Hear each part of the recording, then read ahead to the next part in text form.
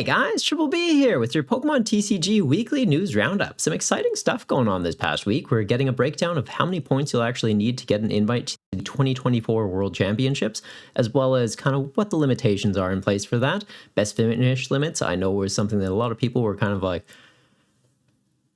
well, how's that going to work?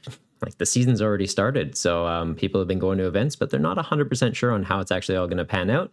We've got more clarity on that now. Also getting some interesting new products coming out soon, and we are getting some free stuff. Obsidian Flames is coming out soon, and we do get a sneak peek at what's going to be on the Battle Pass. So if you want to get a bit of a heads up on what's on the horizon, hang around until the end of the video and we'll go through that. First up, though, we're going to go over the World Championships points, since I know a lot of people are playing competitively and wanting to get into the game competitively with a new season just having started. So we are getting the full breakdown of how many points we need based on region and by age division. So if you're looking at this and going, well, what's a junior, what's a senior, what's a masters? Don't worry. Junior is players under the age of 12, senior is 13 to 15, and masters is 16 and up. So it's broken down like that. Obviously, younger players, we don't want them necessarily scaled up against older players. Like if there's someone that's in their 30s and they're playing against a kid that's 8, wouldn't be quite as fair for them to be competing. So they do break it up by age division, which is really great. Regionally, they do as well, since different regions are going to get different numbers of events. US and Canada getting a very high amount of events with regionals that are typically planned far in advance. Oceania, the Middle East and South Africa needing less points since regionals aren't as big of a thing there. So it's a lot more dependent on local events for them to kind of get their invites. And the regionals aren't... well, we don't get as much of a heads up, let's say. There's a pretty substantial list of events for US and Canada already on the list, and Oceania, well, I'm not going to spoil the surprise, but you'll see when we get there. To get the invites, though, if you're based in the US and Canada, you are going to need 600 points. If you're in Oceania, you're only going to need 300. We are getting the full visibility on best finish limits and how many points you'll get from events, though. So best finish limit of 6, that's going to apply across the whole year. So if you go to your first 6 challenges, you get first place, you're good. Anything else you go to that, you're not bumping up your points. You're going to be capped at getting 90 points from going to challenges. If you go to 6 and you get second place at every single one, you want to bump up that number. Keep going, because if you get first, it'll just bump out one of those second place ones. The first place one goes in there and just kind of goes from there. So your highest points value one is going to be what's counting towards your score for the year. There is kickers in place as well. If you're seeing this and you're like, what is that? It essentially just means the more players we have, the more people that can actually get points out of it. So if there's 21 players or more, then the top 8 will get points at events. Whereas if there's less than 20, only the top 4 will get points at it. So if there's, 18 players, top 4 is going to get 10 points, 12 points for second, 15 for first. If you get more, though, more people can get points. If you have 80 people going on a regular basis, that's amazing. That's a big community and respect it. But then, the top 32 players will be getting points. So 4 points or more. It's a great way to kind of, reward people for it and not make it so it's like, well, you're only getting your invite because you have a small community. It's like, well, no. It's a good way to make so it's more accessible to more people. For cups, same thing. We're going to be getting first place 50 points, second place 40, third and fourth 32. If you've got 21 or more players, then the top 8 players will get points. 48, the top 16, 80 players, the top 32. And then here, if there's 128 players, so that's pretty big, but then the top 64 players will be getting points. So the top 50% are getting points in those situations, which is really good. Best finish limit of 6 does apply to this as well. So if you go to 6 cups, you get first place. That's 300 points. If you're in Oceania, you've got your World's invite. Congrats, you earned it. And good luck in wherever it is. We don't know that just yet. I'm sure we're going to find out soon, though, with the World Championship starting up soon. Kind of tricky thing with that, though, is that caps you at 390 points from local events. So if you're in the US and Canada, you do need to go to something bigger to get, that bigger number needed at 600 points for a Masters player. And that's where regionals and special events are going to come in. So with regionals, we do also have a best finish limit of 6. Is interesting. So if you go to 6 regionals, your top 6 is what's going to apply. A lot of regions don't even have 6 regionals. Australia is probably not going to get them. I think we normally get like 4. But places like the US where there is quite a few listed, it's kind of interesting that it does break it down for you. So if you go to 6, get your invite from your amount of points, there's not as much incentive to travel around. Like, you do get stipends if you make our placements. It's not really something I know too much about, so you'd have to Google that if you're really keen on making a big run for Worlds. but it's definitely something to look into if you're wanting to go more so competitive. Since it is 390 capped off local events, though, if you're based in the USA or Canada, you do need to go to at least one regionals to get your Worlds invite, which is kind of interesting, and I do like it. If you win it, though, you're getting 200 points. It's definitely making good headway into it. The kickers for these do scale up quite a bit, though, going up to the top 1,024 players. Well, not the top 512 players in a 1,024 or more player tournament would be getting points. It's the top 50% getting points, and it just makes it so points are a bit more accessible to people. If you go to 6 of these, even if you're just in the top 50% in very large ones, that's 100 points potentially you're getting, which is really nice. And the even bigger type of tournament you can go to, though, are the international championships. These don't have a best finish limit. So if you want to go globetrotting, go to Oceania, go to Europe, go to, what is it, LA? I was going to say LAIC. No, it's NAIC. So I don't think it's always in LA.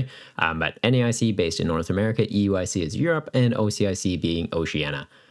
Feel like there's probably one or two more in there, and apologies if I'm missing your region. Let me know in the comments down below, or if I remember to check it in editing, it might be popping up on the screen right now. But these are where you're going to be getting a big chunk of points.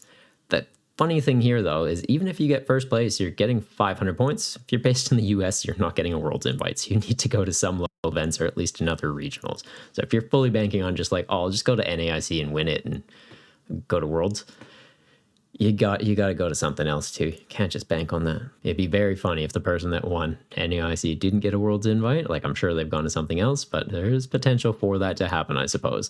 These, though, the events can get up to 2,046 players or more, and then the top 1,024 would be getting 50 points, which is pretty solid. So it's a great way to get some points. If you have the opportunity to go to an IC, I'd highly recommend it. Competitive Pokemon, though, isn't for everybody, though. So this is the weekly news roundup. We try and cover all the TCG news, so that's why I want to go through this. But I also want to express to you guys, there's other ways to play the game. You can just play the game for fun. Don't feel like you need to be traveling around to all these events to try and get an invite to Worlds, because it's not a guarantee, right? Like, just because you're good at the game doesn't mean you're going to always win. It's a two-player game. Someone's got to win. Someone's got to lose. Someone's got to get points, and that means someone else isn't going to get them. Like, even in these 2,000-player tournaments, there's 1,000 people that are getting points. There's 1,000 people that aren't. So if you don't get points in an event, don't get bummed out about it. Be happy for your friends if they do. And at the end of the day, just remember it's a game. It's always great to have competitiveness, though, because it gives you something to work towards. So if you're making that run for Worlds, good luck. I have the biggest of hopes for you and really hope that you do make it there. But at the end of the day, do remember that it's a game. If you're not enjoying it, take a step back, have a breather. It's not the end of the world. It's just cards. We do also get a sneak peek at what some of the regionals and special events are for this year, though, which is really cool. So US and Canada, there's quite a few already booked into here. So it gives you a bit of a, foresight on what's coming. So if you want to start booking flights or you want to start booking hotels, maybe plan a trip around it, you have the opportunity to do that, since we are getting to see events from, looks like September, all the way into May. So that's pretty good heads up. Europe, you're also getting to see some. And some special events booked in. Latin America's gotten one. And yeah, Oceania right down here. Cool. We got a lot going on so far. I'm sure it's going to be announced soon. Hopefully we don't get a Perth 2.0 where it's week of. We find out where it is and it's going to cost nearly $2,000 to do it. I wanted to go to Perth. I did not, though. So I didn't. But that's kind of the thing. Like, you're the only person that knows what's best for you. Look at it as a game, but also look at it as this does cost you real world money. You've got to buy the cards, you've got to pay for flights, for accommodations. It does add up pretty quickly. If it's something you want to do, though, I highly recommend it. Is very fun, but that's just my opinion. Only you know what's best for you. And that's all that should matter. Don't let other people pressure you into doing something that you're not comfortable with. Next up in the news, though, we are getting to see some pretty cool products, being Charizard, which is sick. So they're making Charizard EX a very accessible card by printing it in a box. So you're going to get a promo full art one. It looks like some sleeves, which are pretty cool. Terra Charizard, he looks pretty epic. So yeah, one etched foil card, two foil cards featuring Charmander and Charmeleon. Sorry, tripping over my own tongue there. Which I like that. I like when we get like hollow promo versions of cards that you wouldn't normally get, sort of like those prize packs you get at the end of competitive events. Those are really cool. And then yeah, some booster packs. Oh, card protector is actually different. They don't show that though, do they? No, they don't show that. I think I'm gonna pick this up. That's cool, and it's a great way to make the card a bit more accessible. Feel like these are going to be ones that collectors, hopefully not scalpers, but collectors scoop up. So if you are keen on getting Charizards, either buying it as singles or just buying this product to get it as a single, seems like a great option. You're getting booster packs, you're getting a display thing, which sounds really neat, and you're getting the Charizard as a promo art, which is actually looks pretty nice. I think we get a bit of a sneak peek at it. We'll see. Yeah, so it just looks like it's Charizard in a slightly different pose with a new hat. So yeah, very cool card. And finally for the news, we are seeing the Series 3 pack. Bit of a sneak peek. There's going to be Galaxy Holofoil energies, which are really nice. I do like that we can get access to some variations of energies through these, so you're not having to go for like the gold rare ones that come from specific sets. You can just go to competitive events, get some energy this way. It's really neat. These are pretty fun packs too. Like, crack them open, you might get a single of a card in like a holo version that's normally not a holo. Run it as a one-off in a deck. I know I got like a holo choice belt and I was like, well, that's sick. I have it as a one-off in Artura, slotting that in. And they're really nice. It's also pretty fun too, since for people that go pretty regularly, it's like you crack them open. It's like, oh, I already have this one. I don't need another one. Trade it off to someone else. Maybe they get something that you're chasing a playset of. Like they get like a single strike energy and they don't have no interest in single strike decks. And you got like a Manaphy and you're like, I don't care about my bench. Everything has 300 HP. Trade it off. It's pretty cool. And I like that it does kind of introduce that camaraderie in the community, because that always seems to be how it goes at our league, at least. Getting some sneak peeks into some cards as well. It does look like we're getting Scarlet and Violet stuff in here, as well as, what is that? That's F block, like Brilliant Stars. Yeah, nice. I like that. And Crown Zenith stuff in there too. Very, very cool. Arceus V-Star being in there is pretty spicy. Very playable card. Cool. And yeah, last up, we do get a sneak peek at what's going to be in the Battle Pass for Obsidian Flames. And it's going to be Charizard, which I'm going to say I called it, and Toedscruel, which also called it, because I said, yeah, we're probably going to get Charizard and Toedscruel, and there'll be Pidgeot EXs through the mix to give you access to those playable cards, making it more accessible to newer players. And yeah, that's 2 out of 2 confirmed already. Maybe we'll see a bird. The deck list for these, though, are pretty interesting. So getting the Charizard EX as a 2-off, you're also getting a 1 copy of the Pokemon Go Charizard that does boost energy values. So for each fire energy attached, it's going to count as 2. So Charizard EX lets you search your deck for 3 fire energy, attach them to your Pokemon as you'd like, and then Pogozard just goes, those are 6 energy. I like that. That's actually pretty cheeky. And the fact that you can run it as a split evolution, it's nice, because Charmeleon can evolve into the EX or it can evolve into the regular Charizard. You're getting a split evolution line of the Charmeleons for some reason, though. So 1 from Obsidian Flames, 1 from Pogo, and then just 4 Pogo Charmander, which does seem like the more optimal one. 3 copy Torkoal that has an attack that's like 3 fire energy. Flip a coin for each heads, do big number. Did cover a video on it a while back, so I'll have that popping up on the screen right now if you do want to check out a deck list. Probably update it though with some newer stuff, because I think I made that like 2 sets ago. That was Scarlet Violet base set, so now we've got 2 sets since that came out. Are also getting a 3/3 of the Wingle. It lets you search your deck for a supporter card when you evolve up into it, or get one back from the discard. 3/3 seems a little bit bulky, but as a starting point, definitely interesting, and does give you access to some staple cards if you're a newer player to the game. Being Professor's Research and Ionos is 3-offs, 2 copies of Arven, a Clavel, Jock, Miriam, some Boss's Orders, Order Balls, Nest Balls, Level Balls, Rare Candies, Energy Recyclers, Experience Share, Defiance Band. Yeah, if you're just starting up into the Pokemon Trading Card Game, just by logging in, that's so many staples right there. Like, you can use those trainer cards in so many other decks. It's just getting the Pokemon to kind of build them up. But like, this deck honestly looks quite playable and can be competitively viable. Charizard's, well, he's a big beat stick. He's dark type, so he hits weakness into Mews and Gardevoirs, which are seeing a lot of play. So it seems like a solid option. Does also show us that at level 16 on the Battle Pass, you're going to get more cards into it. So the more you play the game, the more the game's going to give you. You're going to get another Charizard EX. You're going to get a Radiant Charizard, which is a solid single prize attacker to slot into the deck. Personally, I feel like Greninja makes a bit more sense for some draw power, but Charizard as another attacker, good. And being a single prizer means it's like, yeah, kill 2 EXs, then I put this single prizer up, you kill it, and then you have to either deal with another 2 prizer that I put in the active or another single prizer by gusting it up. It's definitely good to give a bit of versatility to that. The other single prize Pokemon in there is going to be a Heatmore from Fusion Strike. It lets you snipe 180 of one of your opponent's benched Pokemon. Does need 6 fire energy to pay the attack, but if you're running the Pogozard, it's just, okay, evolve into Charizard EX, accelerate to Heatmore, have Pogozard, that's 6 energy, blow something up. That's pretty cool, actually. We are getting a Cast Form, Sunny Form. I'm not sure if he has any relevant attacks. Can't think of that one off the top of my head, but he would have Free Retreat, so that's cool if you want to run it with like Magma Basin. Interesting, we're not seeing any Magma Basin in these lists, but I'm guessing you're just relying on accelerating energy out with the Charizard. And yeah, I may have looked over this list before filming this video, I'll be honest. I was pretty excited when I heard about it. But yeah, Pidgeot EX, getting 2 copies of it just by doing the Battle Pass. Very playable card. You probably only need it as a 1 or 2 of, and you're getting 2 just by playing the game, which is solid. So Pidgeot lets you search your deck for a card once per turn. It's like Arceus V-Star, but repeatable. Is a stage 2, but you have rare candies in the deck for the Charizard already, so it's like, all right, just slot the Pidgeots in there as well. It's fine. Have a Charmeleon to evolve up, so if you do want to evolve up 4 Charizards, it's like, well, 3 are with rare candy, 1's through Charmeleon, and 1 rare candy is going to this bird. Solid. It's just amazing consistency.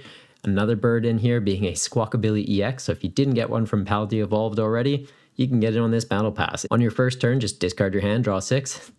Adds amazing consistency. Doesn't need to be played from your hand to the bench either, so you can get it out with Nest Balls, Battle VIP Pass. It's just a great card overall. Super Rod, good recovery, and 4 copies of Artisan, which is an amazing stadium. Just letting you search your deck for a basic Pokemon, put it on your basic non-rule box Pokemon, I should say, which Charizard evolving from a non-rule box Charmander means you can be getting those. Same with the Pidgeys. It just seems like a great option for this deck to be running, since you do want counter stadiums, because Path to the Peak would shut off your Charizard and Pidgeot, so probably be a minimum of 4 stadium deck, I'd say. A bit more on here, just telling you about stuff, and then End of the Rainbow. I like that. They're funny. So yeah, if you get to tier 50, you're going to get the alt art. Is it alt art, full art of the Charizard EX, which is pretty solid. I do like that. You also get like the God packs at the end, where it's just like, here's a pack, a new set, and everything is hyper rare. It's pretty cool. So worth doing the grind, and gets you a 4th Charizard if you want to run a 4th Charizard. Toedscruel EX being the other deck, which not to toot my own horn, but I called it. Its ability is very solid and makes it so that effects from your opponent's attacks don't affect your Pokemon with energy attached, which combos very nicely with the attack, which we'll do in a second. But the main effects we're concerned about are Sableye, which is definitely a threat. Putting damage counters out on Pokemon, that's an effect. It doesn't happen. Damage isn't an effect, but damage counters is. So if they do 20 damage to your bench, different story. If they put 2 damage counters on your bench, nah, that's an effect. It's not a number. And so Giratina V-Star, that's been seeing a lot more play with its Star Requiem ability that just says you're knocked out. That's also an effect. You're not doing damage. You're just saying in the bin. And I'm just saying Toedscruel. That's what he would say. He just says his name. They're kind of like Groot, aren't they? It's Groot Pokemon. Groot might be a Pokemon.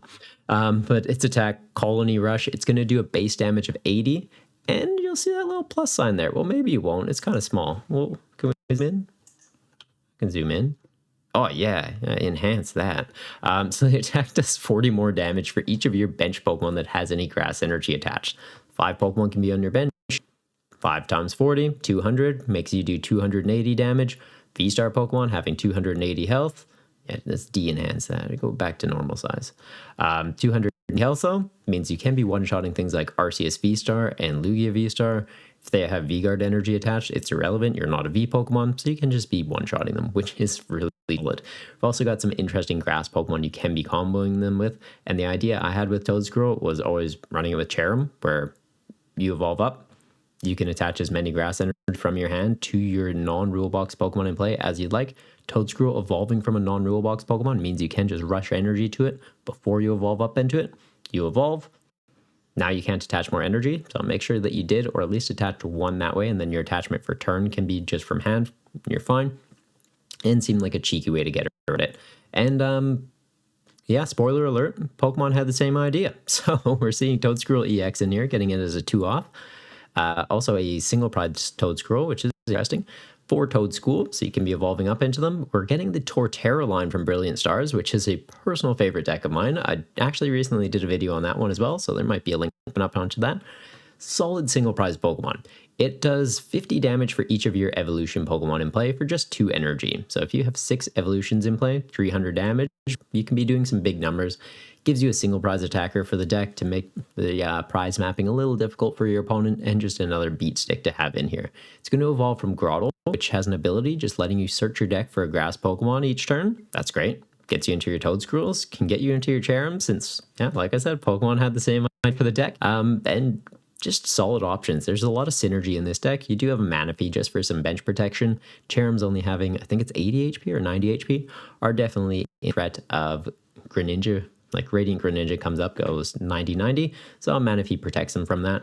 Sableye comes out and goes 12 damage counters. You go, no, I have an energy on there and a Toedscruel, no damage counters.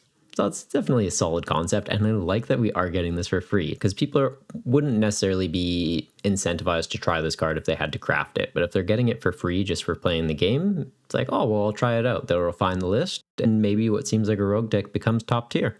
Only time will tell. We're getting some more solid staple cards in here, being Professor's Research, Iono's, more Boss. You did get 3 from the Charizard, so well, these are probably just all getting turned to crafting material, I guess. Not actually sure how that happened. I think it does. I think they do. So yeah, you're getting a bunch of crafting material. Some Clara, Miriam, 4 Battle VIP Pass. So if you don't have that card already, that is solid. Playset of that, busted. 4 Ultra Balls, 4 Great Balls is okay, I guess. Like, it helps you thin your deck, helps you get into Pokemon. 2 Capturing Aroma, being a coin flip to maybe get an evolution, maybe get a basic. When you're running many Pokemon, and just an option to get into Grotle, which then gets you more Pokemon and just kind of like chain reactions into stuff. It's not a bad call. And Practice Studio, that scales up your stage 1 Pokemon's damage by 10. So your Toedscruel could be doing 290. I'm not sure what number that fixes up, but could be doing slightly more damage. It's kind of cool. And then just full basic grass energy in here. Cherum's accelerating them out. That's kind of all you want to really be running in there.